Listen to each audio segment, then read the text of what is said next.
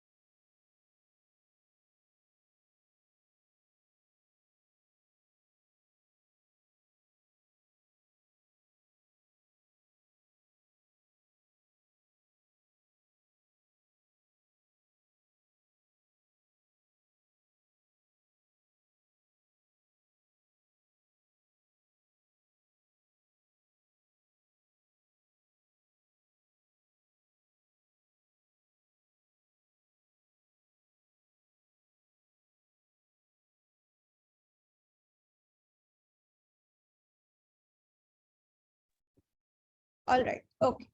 So let us discuss about the process of digestion. Okay. So see, first of all, what happens is that we take the food, we put it in our mouth, isn't it?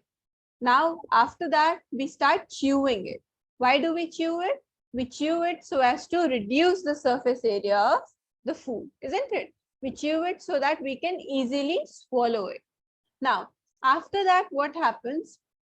First of all, we should know that the digestive system consists of an alimentary canal. Now, alimentary canal refers to the whole pathway right from the mouth up till the anus. So that is your alimentary canal. Okay. Now, apart from that, this digestive system, it contains many digestive glands like liver, pancreas, and salivary glands. Okay. Now see, the liver, pancreas, and salivary gland, these are extremely important because they secrete the digestive juices, or you can say the enzymes. Okay. So let us talk about this one, which is the salivary gland. Now see, students, if you have any doubts anywhere, so you can ask me, okay? During, like, while I'm saying only. Okay. Okay, ma'am. Yes, if you have any doubts, if you want me to repeat anything, if you want me to go a little slower, then you can ask me, okay? Okay. Is my pace fine with you? Is this like the way I'm speaking is fine, or should I speak slower or faster? Yes, ma'am. It's fine. It's fine for everybody? Yes, ma'am. Okay, very good. All right. So we are seeing that the salivary glands are present in our mouth. Okay. At different areas. Some of them are present at the cheek. Some of them are present under the tongue. Okay. So the salivary glands, they are responsible for the formation of saliva. Okay. Salivary gland forms the saliva. Okay. And this saliva that is present in our mouth, it contains the enzyme which is known as salivary amylase. Okay, salivary amylase. Okay. Now, this enzyme, which is known as the salivary amylase, it is responsible for the digestion of carbohydrates.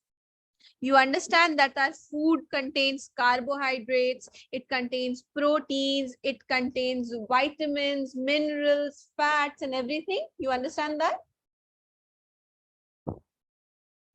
Yes, ma'am.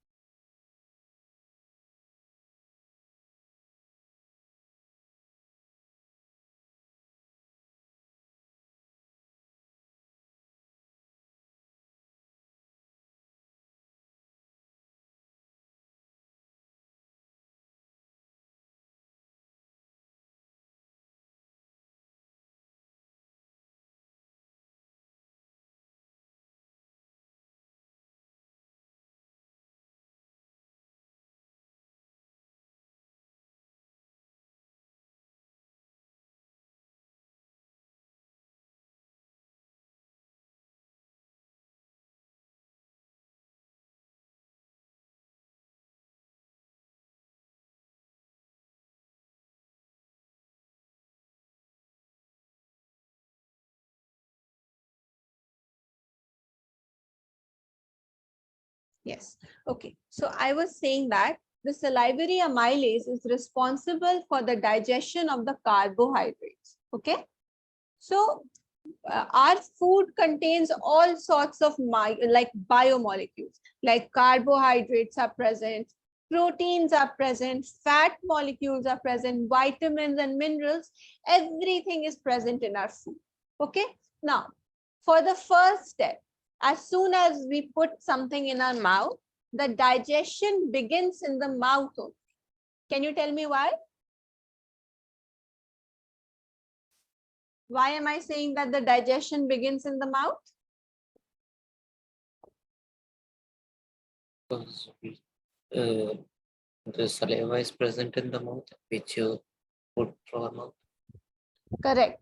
Since the saliva is present in a mouth and the saliva contains the salivary amylase, isn't it? So as soon as the food goes into our mouth, whatever carbohydrate content is there, that starts getting digested by this salivary amylase. Okay, so if somebody asks you, where does the process of digestion start? So you will say that it starts in the mouth only, in the buccal cavity. Is it clear to everybody? Yes, Now ma'am. see, okay. Now see, moving forward, we will see that this saliva, it digests the starch for up to 30%. So the food that is in the mouth, the carbohydrate portion is digested by 30%. Okay. It is digested by 30%. Now, after that, what happens? We swallow it. Okay. So from the mouth, the food goes into our food pipe that is known as the esophagus. Okay. So as we push the food down, like we swallow it. So by the mechanism of swallowing, we push the food down and the food goes into the esophagus, which also can be called as the food pipe. And then what happens? During, like as the food reaches the food pipe, the esophagus, it has a movement present, which is known as peristalsis movement. Okay. Do you know anything about peristalsis movement? Anybody? Rhythmic contraction and relaxation of muscles. Correct. That is right. So the rhythmic contraction and relaxation of the esophagus, that is a peristalsis movement, meaning it sort of like contracts, relaxes, contracts, relaxes. With this movement, meaning the peristalsis movement, the food is finally like slowly goes down into the stomach. So after the food pipe opens into the stomach. And now in the stomach, now stomach is a large J-shaped storage structure. Okay. So now the food which is swallowed by us moves into the stomach. And this stomach, first of all, stores the food. And apart from that, this lining of the stomach secretes certain enzymes. Okay. The walls which are there of the stomach, they secrete hydrochloric acid, they secrete the enzyme pepsin, and they secrete mucus. So hydrochloric acid, pepsin, and mucus, they are secreted by the walls of the stomach. Is it clear? Now, Yes. okay, very good. Now what happens? That the pepsin, it is responsible for the digestion of protein. Okay. The HCl provides the acidic medium, since hydrochloric acid is a very strong acid, isn't it? So it provides an acidic medium to the like whole area and to the food. And what is the function of mucus? Okay, now we saw that the pepsin is digesting the protein, and then HCl is giving an acidic medium to the food. Mucus is there to protect the wall of the stomach from the acid. Since hydrochloric acid can burn skin, it can burn tissues. So we need to protect the stomach. So because of that reason, the mucus is present in the stomach so as to protect the walls of the stomach. Okay.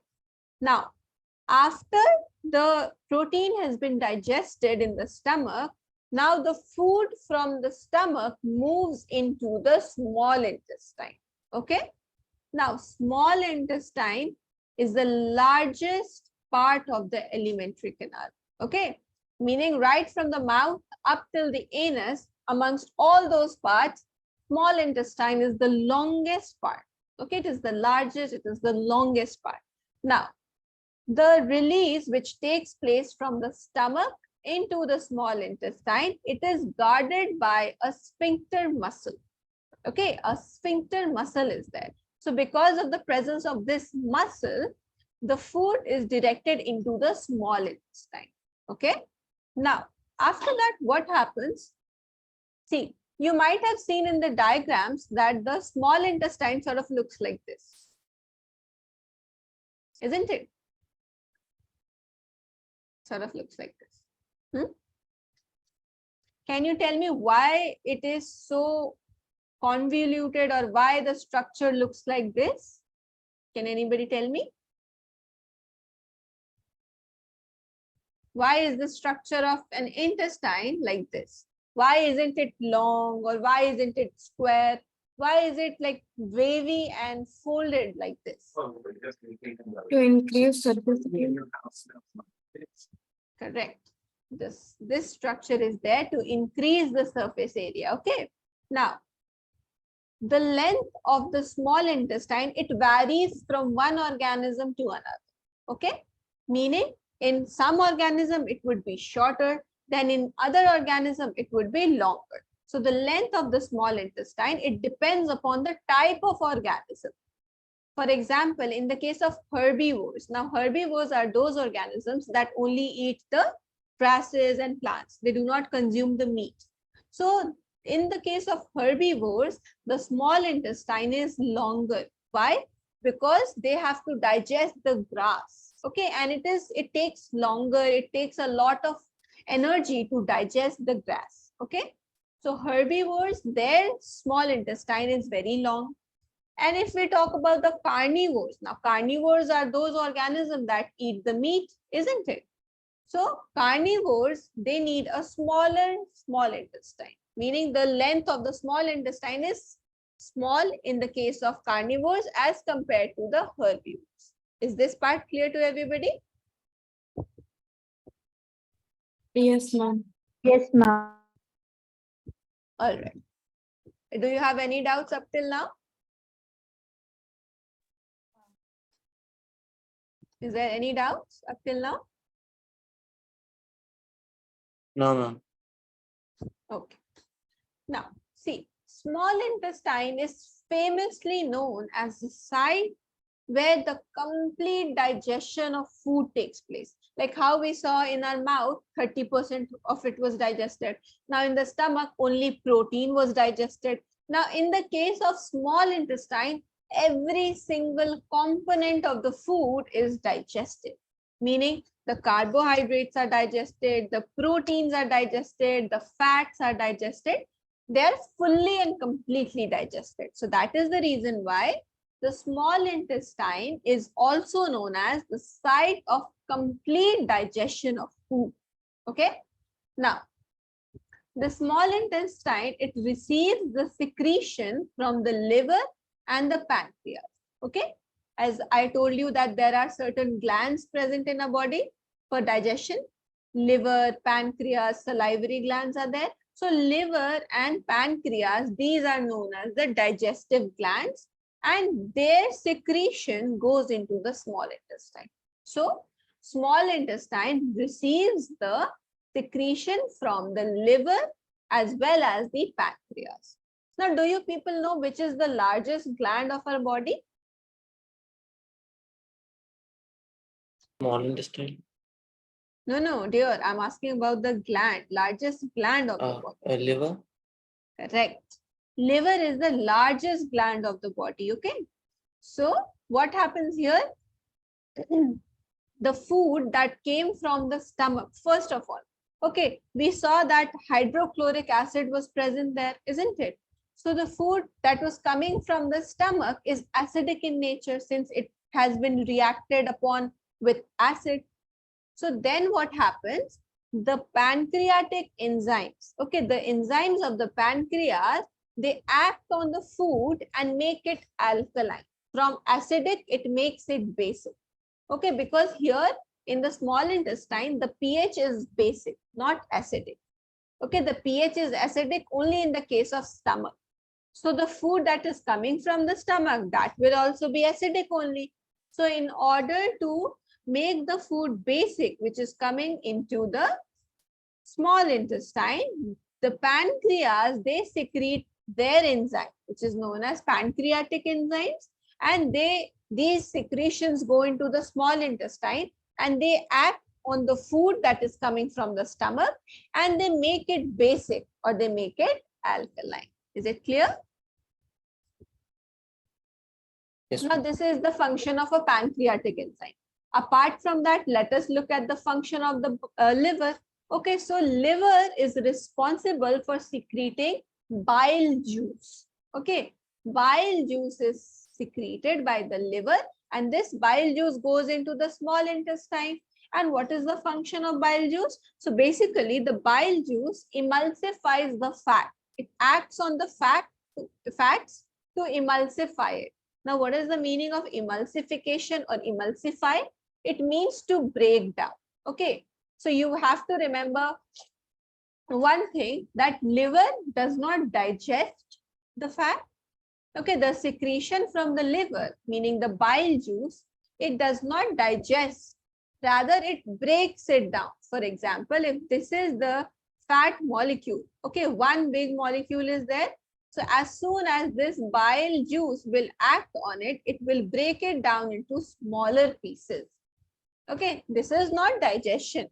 Digestion is basically, making the food absorbable. Now, we can't absorb these particles, isn't it? So basically, the prime function of the liver is to secrete the bile juice, and the prime function of the bile juice is the emulsification of the fat molecules, and emulsifying means breaking down. Is it clear up till now? Yes, ma'am. Okay, very good. Now, see, now we talked about the pancreatic enzymes, what they are. Let's see that. So pancreatic juice, which comes from the pancreas, it contains the enzyme trypsin. Now, trypsin is there for the digestion of proteins. So now, since in the stomach, some protein was digested, now the left proteins are digested by the trypsin. Okay, and trypsin is an enzyme which comes from the pancreas and it constitutes the pancreatic juice. So trypsin is there for the digestion of protein. Then the second type of enzyme is lipase. Okay, this lipase is there to digest the emulsified fats. And which enzyme or which juice emulsifies the fat? Tell me. Bile juice. Correct, bile juice. It comes from the liver and it emulsifies the fat. And after that, lipase acts on that small particle to digest it further. Okay. Now, these are the enzymes that are coming from the pancreas or the bile juice, which is coming from the liver. But what is small intestine doing? It is receiving secretions from these two glands. But apart from that, the walls that are present in the small intestine, they also secrete enzymes. Okay. And those enzymes, they are known as the intestinal juice. Okay. And this intestinal juice converts the proteins into amino acids. It converts the complex carbohydrates into glucose, and it converts the fats into fatty acid and glycerol. Okay, so now you see that every single biomolecule which is there in the food, it is getting digested, isn't it? The proteins are getting digested into amino acid.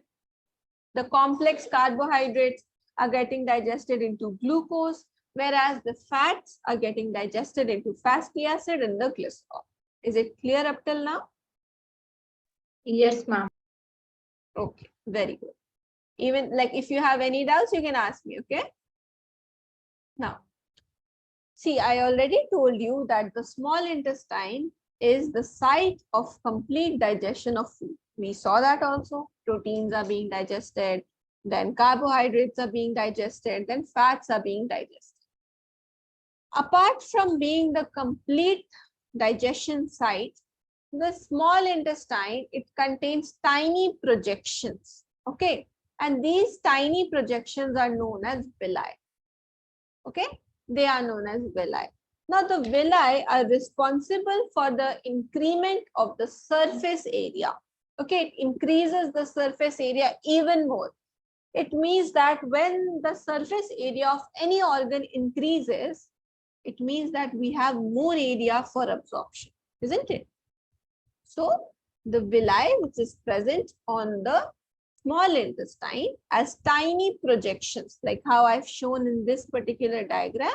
If this is the small intestine, then villi are present like this. Okay, these are tiny projections that are present all throughout the small intestine, and they are there to increase the surface area for absorption, to provide more and more area so that more and more absorption can take place. Okay. Apart from that, the villi, they are richly supplied with blood vessels. Okay. Now see, anything that is supplied with blood vessels, it means that absorption can take place from that organ. Is it clear up till now? Yes, ma'am. Yes, ma'am. Yes, ma'am. Any doubts? Nobody has any doubts? No. Ma'am, Tell me. are there two functions of mucus? Like Mucus. one is to protect the walls of stomach, and what's the another function of mucus? Yes. Is there See, any? yes, yes. See, apart from protecting the walls of the stomach, the mucus also binds the food together. Okay. It sort of, acts like a glue so that the food gets binded together. Okay. And also, since it is mucus, it is sticky, so it will also provide an easy passage of the food from the stomach to the small intestine. So apart from protecting the walls of the stomach, the mucus also binds the food together and it provides an easy passage of the food from the stomach to the small intestine. Is it clear? Yes, ma'am. Okay. Now, see, the reason why we absorb the digested food, now see, after the food or everything that has been digested, the protein has been digested, the carbohydrates has been digested, the fats has been digested. So after these molecules have been digested, how are we going to use it? So our body performs the function of absorption. Okay. So as soon as the food is digested in our body starts to absorb that digested food so as to get energy. Okay. And after the food has been absorbed, so you can say that first it is digested, then it is absorbed. Okay. And then after absorption, now see, everything has been absorbed. Now different part requires energy. So that absorbed energy is transported to different parts of our body. So this process is known as assimilation. Okay, assimilation. So first our food gets digested, then our food gets absorbed, and then our food gets assimilated. Is it clear to everybody? Yes, ma'am. Okay. Yes, ma'am. Okay, very good. Now see, after that, what happens? Now the food that we have assimilated, now there may be some of the particles of the food that have not been digested yet. Okay, so the food that has not been digested, it will move on to the large intestine. Okay, After that, from the small intestine, the undigested food gets moved on to the large intestine. Now, in the large intestine, what happens? The water, the roughage, the minerals are absorbed. Okay, meaning in the digested, like undigested food, any water substance that is there, any minerals that is there, those things are absorbed. Okay, and then the waste product is something that we need to get out of the body. We need to excrete it out of the body. Okay, so then that undigested food particle gets stored in the rectum, and then finally it moves out, or we defecate it through the anus. Understood? And this process wherein we are taking out the food from our body outside, okay, the undigested food through which it goes outside, this whole process is known as egestion, or you can say excretion. Is it clear? Yes, ma'am. Is it clear to everybody? Yes, That ma'am. process is excretion. Okay, very good. Now see, if we'll talk about the anus, okay, see, whenever we have the undigested food present in the rectum, so as soon as our body needs to, get it out of the body, we need to get it out of the body. So we do it through the anal area. Now see, the anus contains certain sphincters, okay? Certain sphincters are there in the anus, which regulates the defecation process. It means that a signal will be sent and then only we can defecate. The reason is because of the presence of anal sphincter. Okay, sphincters are basically sort of like something that regulates the opening and closing of an area. Okay, so that is your sphincter. Understood? So this was all about your digestion process. Okay. Now there is another thing that you should know is that there is a little box there given in your book that says dental caries. Okay. It says dental caries. Now see, the meaning of dental caries is basically the cavity. Okay. Now see what happened. Our teeth, they are made up of enamel and dentine. It is very hard structure and it forms the outer layer of the teeth. And because of the presence of this enamel, our teeth are so strong and we are able to, bite into our food and even chew hard stuffs like candies and all. We can chew that easily. So that chewing is because of the presence of enamel and dentine. Now see what happens when we stop brushing for a while or when we eat a lot of sugary substance. So what happens? It stays in the crevices of the teeth, and then bacteria and all, they start, eating that sugar which is there in the crevices of our teeth. And as they do, they secrete certain enzymes, and those enzymes that are secreted by the bacteria, they start degrading the enamel. Okay, they start degrading the dentine, they start degrading the enamel, and with that what happens, there is a hole becomes in our teeth. That is your cavity. Okay, it means that the bacteria or certain microorganisms are already there on the teeth, eating the sugary or the food residues that are left stuck in your teeth. And then as they do this process, what happens? There is a degradation of the enamel, there is a degradation of the dentine, and it causes a hole, and that is known as dental caries, or that is known as the cavity. Is it clear?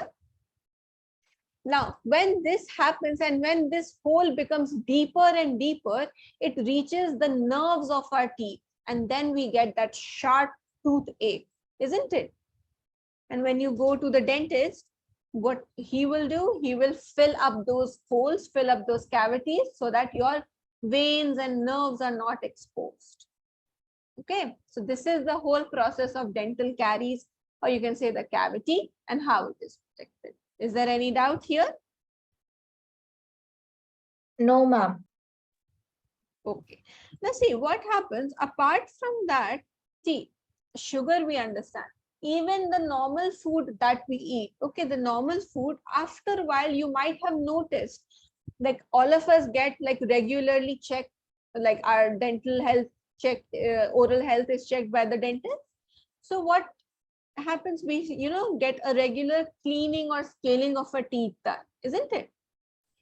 Why we do it is to remove the plaque that has been formed when we eat, and even after we brush or use that mouthwash and everything, the food residues, they start getting stuck in between our teeth, and then after a while it becomes so hard that it starts making your teeth weak.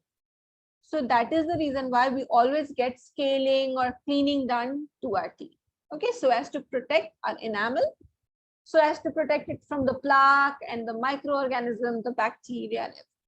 Okay, so this is all about, there is to know you like about the cavity, the dental caries, enamel and dentine. Is it clear to everybody? Yes, ma'am. Yes, ma'am. Ma'am. Okay. Now, can you tell me the types of teeth present in the mouth of humans? Do you know the names of those teeth?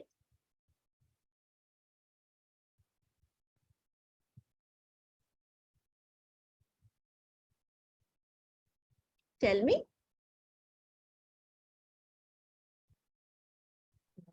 What are the teeth present in the mouth of humans? What are the types of teeth?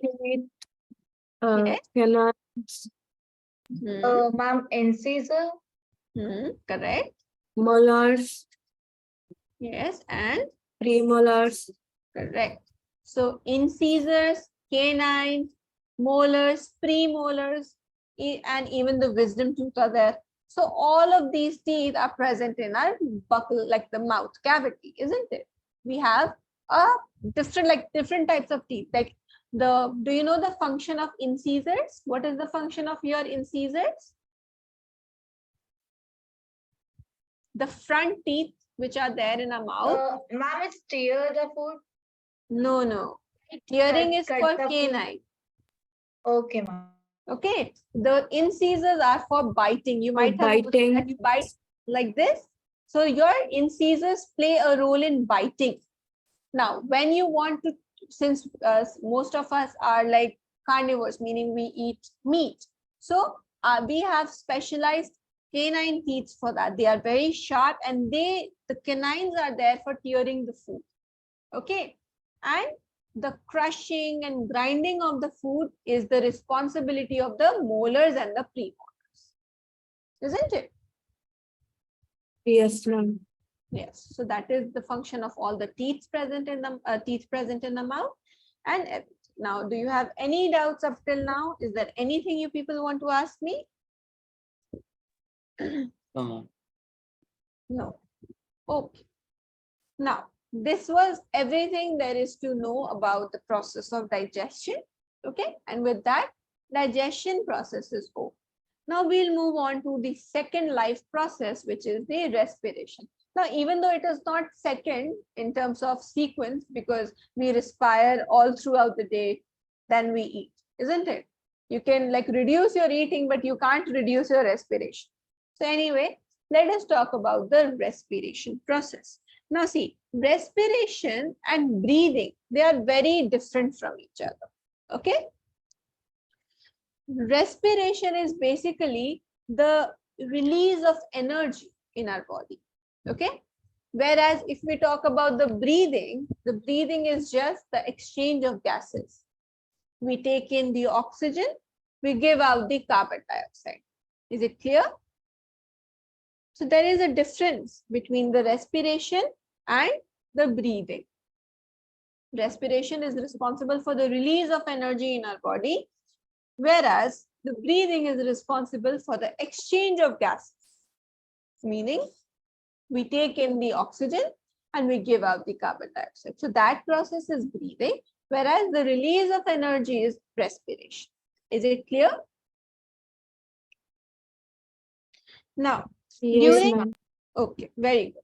Now, during the respiration, there is a very famous process that takes place, and it is glycolysis. Okay, there is something known as glycolysis. Now see, glycolysis is basically the process of stepwise, stepwise slow degradation of glucose into two molecules of pyruvic acid. Okay, when a glucose, which is a 6-carbon molecule, gets converted into a pyruvic acid, which is a 3-carbon molecule, this is known as glycolysis.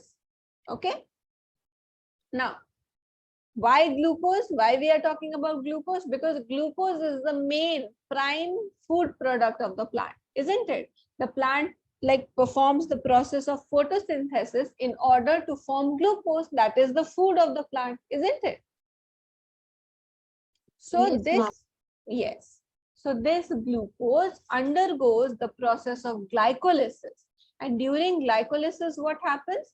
The glucose, which is a 6-carbon molecule, gets converted into a 3-carbon molecule, which is a pyruvic acid. Now, the other name for pyruvic acid is pyruvate. Okay, it is pyruvate. Okay. Now, the process of glycolysis, it takes place in the cytoplasm of the cell. Do you understand what the cytoplasm is? What is a cytoplasm? Tell me, what is a cytoplasm?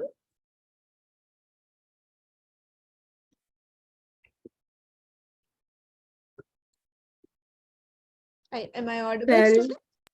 Yes, ma'am. Yes, tell me, what is a cytoplasm? Ma'am, cytoplasm is like a it's- body of all the, like the nucleus and mitochondria. Okay. Isn't it like the place wherein all the organelles are present? Yes, ma'am. Contains all the organelles of the cell, isn't it? Yes. So cytoplasm, you can also say that it is the fluid-like structure of the cell that contains all the all the cell organelles in it. And cytoplasm is, the arena of the cellular activity. So you can say that the cytoplasm is the arena of all cellular activities. Is it clear? Now, in this cytoplasm, okay, which is present in the cell, in this cytoplasm, the process of glycolysis takes place. Okay, the process of glycolysis takes place in the cytoplasm. Is it clear? Yes, ma'am. Okay. Now see what happens. This pyruvic acid or the pyruvate. Pyruvate is the other name for pyruvic acid. So the pyruvic acid or the pyruvate, so this performs the function of fermentation. Further, this pyruvic acid undergoes the process of fermentation. Now, what happens in the case of fermentation? See, whenever there is a shortage of oxygen, or for example, any anaerobic respiration. You understand aerobic and anaerobic? Yes, ma'am. What is the meaning of anaerobic? Ma'am, anaerobic absence of oxygen, aerobic presence of oxygen. Very good. So in the case of anaerobic condition, wherein there is the absence of oxygen, what happens? The pyruvate gets converted into either ethanol or it gets converted into carbon dioxide. Okay. In the absence of oxygen, the pyruvate will either get converted into an ethanol. Ethanol is a type of alcohol. Okay. So the pyruvate gets converted into ethanol, whereas in the other case, the pyruvate gets converted into the carbon dioxide. And both these cases are under the anaerobic condition. Okay, meaning in the absence of oxygen, the pyruvate gets converted into ethanol or carbon dioxide. Is it clear? And basically, this whole process is known as fermentation. So you can say that fermentation is like an anaerobic respiration. Okay, it is an anaerobic process, and the reason why I'm saying that it is anaerobic is because it takes place in the absence of oxygen. Okay. Now, basically, if we are seeing that the pyruvate is getting converted into ethanol or it is getting converted into carbon dioxide, there is a third step also that takes place. But right now, since we are discussing anaerobic, let us discuss up till the 2. Okay. So this whole process, okay, this takes place to release energy. Okay. The process of conversion of pyruvate, or we can say it is the fate of the pyruvic acid or the fate of the pyruvate. So the pyruvate gets converted into either ethanol, which is an alcohol, or carbon dioxide. It is done to release energy in the body. Okay, so it means that, for example, if there is an anaerobic condition, meaning oxygen is not present there, then how will we get our energy? So we will get our energy through the process of fermentation, which is an anaerobic process wherein the pyruvate gets converted into an ethanol or an alcohol. Is it clear? Yes, ma'am. Okay. Now this process wherein the pyruvate is getting converted into carbon dioxide, it is so common that it happens in our homes also. You must have noticed that your mother puts nutritional yeast in the food for the fermentation to occur. If you understand what a dosa is dosa made at your homes? Yes, ma'am. So have you ever noticed that your mother puts baking soda or yeast into it? That Yes, ma'am. process, yeah, yeast is also put into the bread making. Why? Because like sponge, like softed. Yes, yes. Why it happens? Because yeast performs the anaerobic respiration. Okay. And because of that, it produces carbon dioxide. And because carbon dioxide is produced, it gets fluffy, it gets airy. Okay. So that is why yeast is put there. Okay. Did you understand? Yes, ma'am. Yes. So this is the reason why yeast. Now you must remember that yeast is a unicellular fungus. Okay. It is unicellular fungus. Okay. Now, after that, if we are talking about this breakdown of the pyruvate, we saw that the breakdown of glucose was taking place in the cytoplasm, isn't it? Now, the breakdown of the pyruvate will take place in the mitochondria. So it means that this anaerobic respiration is taking place in the mitochondria. Okay, meaning the conversion of the pyruvate into either the ethanol, which is an alcohol, or carbon dioxide. Both of these things are getting done or taking place in the mitochondria. Okay. So, ma'am, what about that cytoplasm? Cytoplasm, the process of glycolysis was taking place in the cytoplasm. Okay. Okay, ma'am. Glycolysis meaning first glucose is broken down. It gets converted into pyruvic acid. This process takes place in the cytoplasm. Now the pyruvic acid, which is there in the cytoplasm, now gets transported into the mitochondria, and inside the mitochondria, this fermentation takes place. Okay, which we have studied that now the breakdown of pyruvate will take place in the mitochondria. Understood? Yes, ma'am. Okay, very good.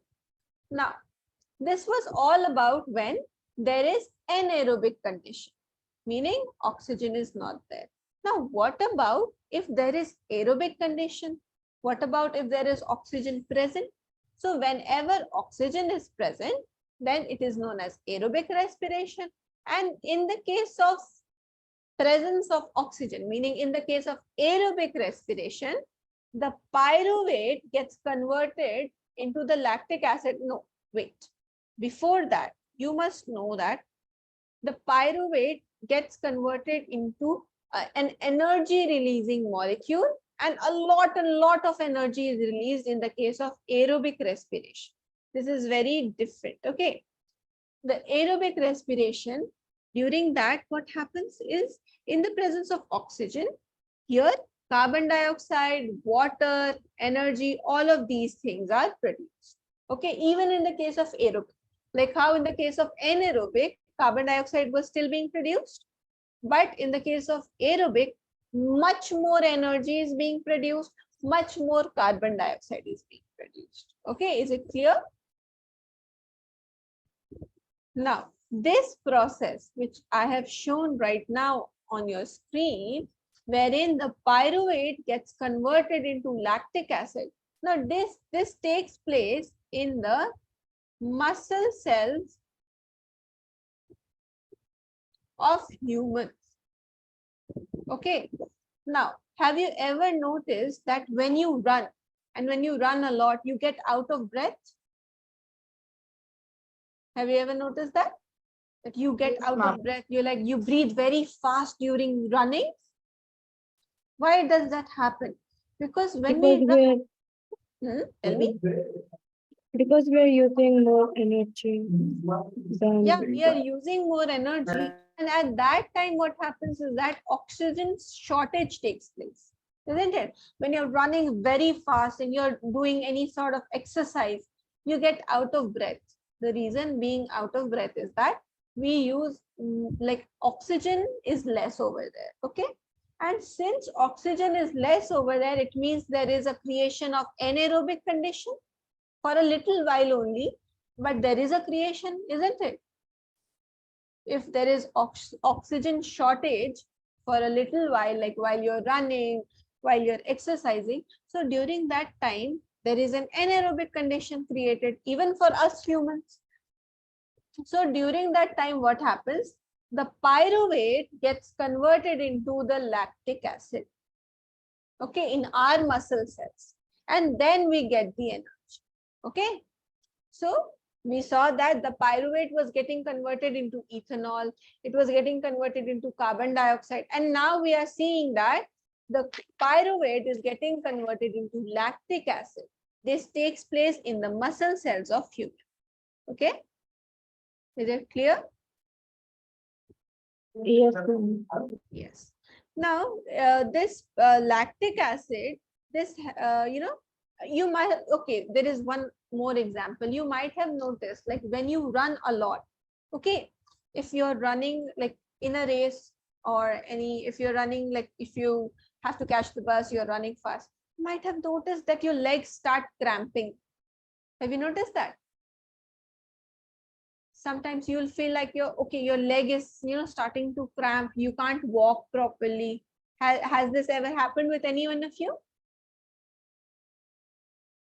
Yes, ma'am. Yeah, you might have noticed a cramping thing happens while you run. So this cramping, there is a reason why it happens. So whenever we run, as I told you, that there will be the creation of anaerobic condition. So then what will happen? During anaerobic condition, the pyruvate in the muscle of humans, the pyruvate gets converted into the lactic acid. And this lactic acid, it causes the cramps in our muscles. Okay, since the lactic acid is formed in the muscles, it causes this sudden activity causes cramps. Okay, that is why while we are running, we feel like, okay, now our leg is cramping. This is the reason. Is it clear? Yes, ma'am. All right. Now see, moving forward, we'll have to see that, okay, in all the 3 steps. Excuse me, ma'am. Yes. Ma'am, could you please explain it again about that lag? Sure, I can. See, first of all, there is to know that, for example, you are running. Okay. Now, when you are running, you might have noticed that you feel out of breath. You're like, isn't it? You like that? So why does that happen? It happens because there is shortage of oxygen during that time. Okay, during that time when you're, exercising a lot or when you're running. So in that case, what happens in our muscle cells? Since we are running, we are using our muscles to run. In our muscles, in anaerobic condition, the pyruvate gets converted into lactic acid. Okay. This takes place in the human beings. The pyruvate converts into lactic acid.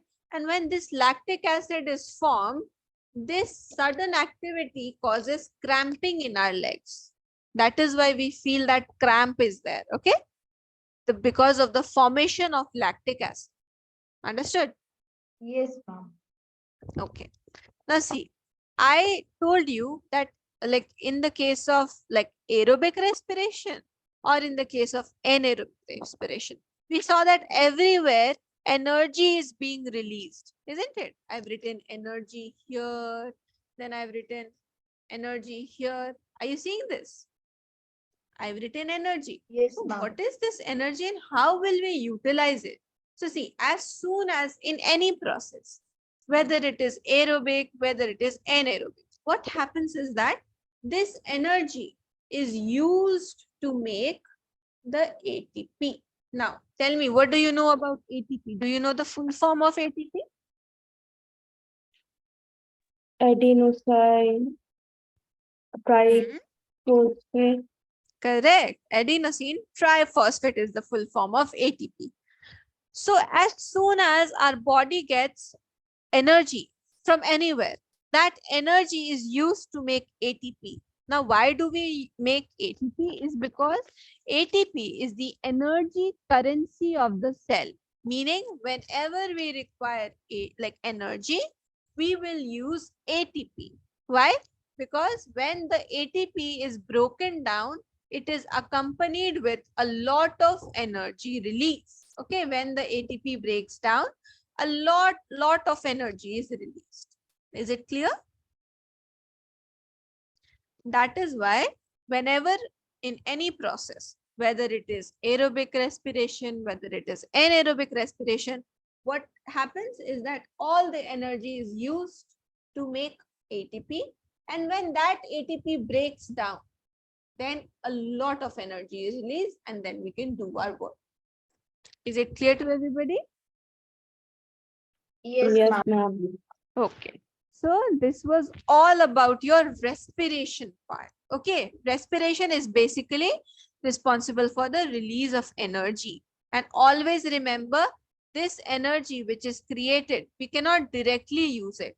Okay. In order to use this energy, we have to convert this energy into an ATP. And when you break down the ATP, then energy will be released. Is it clear? Yes, ma'am. Yes, ma'am. Okay, then this is all for today's class. Do you have any doubt? No, ma'am. No, ma'am. No, ma'am. Okay, very good. So that is all. And then in the next class, we'll continue from here. Okay. Okay, ma'am. Okay, Okay, then. ma'am. Okay.